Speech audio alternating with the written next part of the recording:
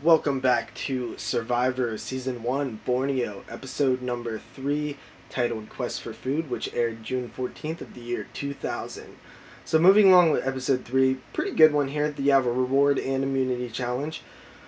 Um, the reward challenge was pretty good, but once again it takes me to the point of the production and the editing, and there's a lack of commentary. You don't hear Jeff talking a whole lot. There's not a whole lot of communication between the tribes, between the tribe mates in this challenge.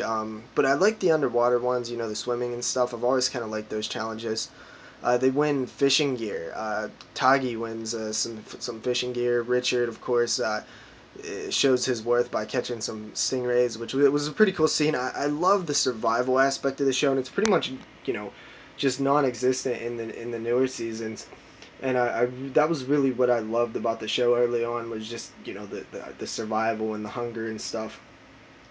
And there's some funny banter back and forth between, I believe, Sean and Richard. Sean seemed a bit jealous. Meanwhile, on Pagong, there was there was a great scene. This is a classic Survivor scene of them just starving, sitting around, just watching.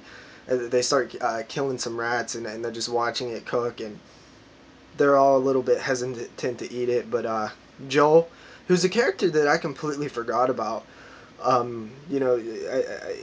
didn't really remember him until rewatching, but he's quite funny. I actually like him quite a bit.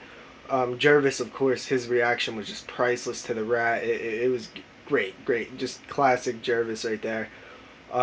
Colleen, man, I forgot how much of a just cutie girl next door she was, and definitely cool to see her.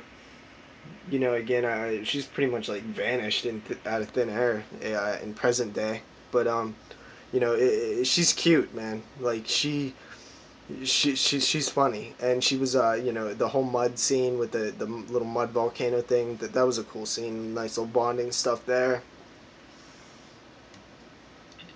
And overall, just a pretty okay episode. The